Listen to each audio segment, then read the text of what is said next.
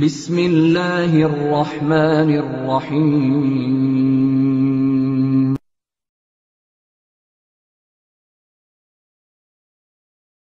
ওয়ালাইকুম আসসালাম রহমতুল্লাহ। মিস্টার আনোয়ার ভাই সিঙ্গাপুর থেকে প্রশ্ন করেছেন কুকুর মারা, এবং সর্বশেষ একটি প্রশ্ন যে কোনো বিষয়ে অনুতপ্ত হওয়ার পরেও কি তার শাস্তি হবে। কুকুর এমন একটি প্রাণী যে সাধারণ কথায় যেটা বলা যায়, সাধারণত এটা মানুষের কোনো উপকারে আসে না। এটা খুব স্বাভাবিক কথা। আর অস্বাভাবিক হলো কোনো সময় উপকারে আসে, যেটা আমরা বাঙালিরা এটার ব্যবহার করতেই পারি না, বা সাধারণত এই উপকারটা আমরা নিতেই পারি না। সুতরাং কুকুর না থাকুক, কুকুরের অনুপস্থিতি এমনটাই কামনা করা উচিত।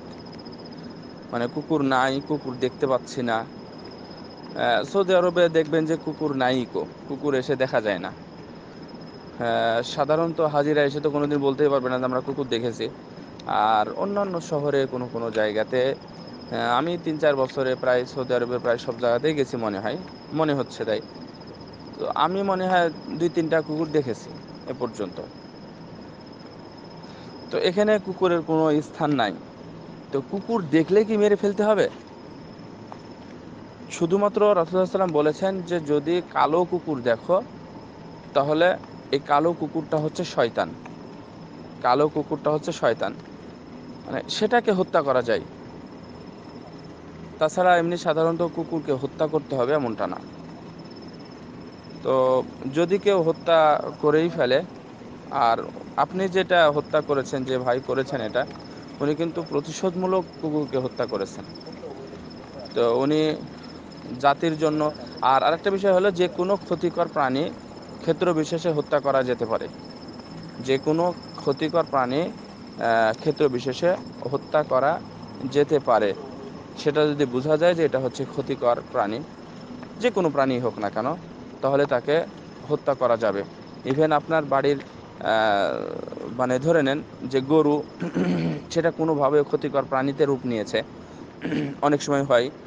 তাহলে সেটাকে যদি পারেন জবাই করতে হবে, না হলে দূর থেকে যে কোনোভাবে তাকে মানে গুলি করে, বিসমিল্লাহ বলে গুলি করে, যদি রুচি হয় তাহলে সেটাকে খেয়ে ফেলতে হবে, অথবা সেটা ফেলে দিতে হবে, যেই হোক না কেন। অথবা যদি তার ট্রিটমেন্টের কোনো ব্যবস্থা করা যায় তাহলে ভালো। হ্যাঁ, এখন আসি যে মেরেছিলেন উনি। আচ্ছা, এটাতে যা যা বললাম আবার বলি বিষয়টা, যে কোনো ক্ষতিকর প্রাণীই মারা যেতে পারে ক্ষেত্র বিশেষে। কুকুরের কোনো উপকারিতা নেই। যতদূর পারা যায় কুকুর বিচ্ছিন্ন হতে হবে, কুকুর থেকে আলাদা থাকতে হবে। আর কুকুর যদি অনেক বেশি হয়ে যায় শহরে, তাহলে শহরের কর্তৃপক্ষ যারা আছেন ওনারা কুকুরকে মেরে ফেলতে পারেন, কোনো সমস্যা নেই। কুকুরকে মেরে ফেলতে পারেন, কারণ কুকুর বেশি হলে এটা যেহেতু ক্ষতিকর প্রাণীতে রূপ নেয় এবং কুকুরটা আসলেও ক্ষতিকর, তাই এটাকে মেরে ফেলা যাবে, কোনো সমস্যা নেই। আচ্ছা, আপনি যেটা বলেছেন যে কোনো অপরাধী হোক না কেন, সেটা কুকুর হোক অথবা যাই হোক না কেন, কোনো অধ্যায় থেকে যদি অনুতপ্ত হই, তাহলে সে অনুতপ্ত হওয়ার পরেও কি শেষে কিয়ামতের দিন শাস্তি হবে? অনুতপ্তের পরিবেশের উপরে এটা নির্ভর করছে।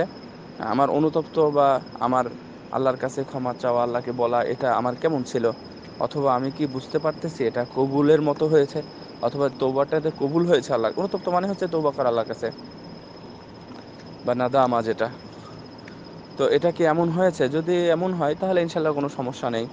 কাবির মালিক রাদিয়াল্লাহু তাআলা আনহু ছোট্ট ভুল করেছিলেন, সেই জন্য উনি 50 দিন কেঁদেছিলেন।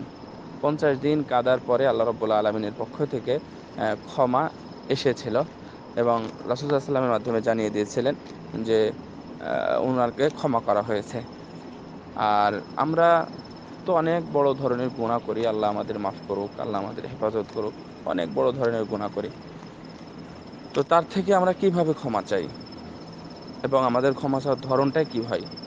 এমনিতে শুধু আস্তাগফিরুল্লাহ আস্তাগফিরুল্লাহ পড়েই শেষ হয়ে যায়? না, আমাদের ধরনটা কি, সেদিকটা একটু লক্ষ্য রাখতে হবে। যে কোনো বিষয়ই হোক না কেন, সেটার ধরনের উপর লক্ষ্য করেই হবে আর এই যে কোরআনের মধ্যে আছে দেখবেন সূরা মায়েদার 32 সম্ভবত 33 নম্বর আয়াত হবে, হ্যাঁ 32-33 আয়াতই হবে।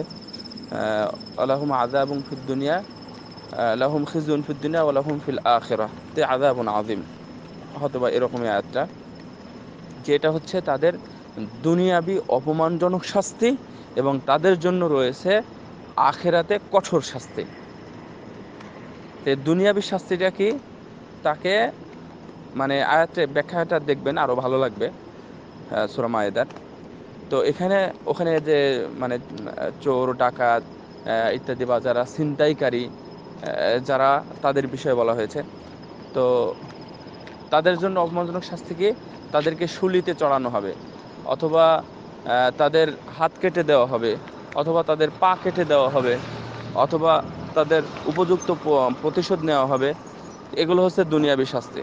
তারপরেও আবার আখিরাতে শাস্তি হবে কেন? জি, তারপরেও আখিরাতে শাস্তি হবে যদি সে আল্লাহর কাছে ক্ষমা না চায়। এটা হচ্ছে কথা। যদি আল্লাহর কাছে ক্ষমা না চায় তাহলে তার জন্য এটাই যে তার জন্য আখিরাতেও শাস্তি হবে। সো ক্ষমা চাওয়ার অধ্যায়টা যেন ভালো হয়, সুন্দর হয়। আল্লাহ আমাদের তৌফিক দিন।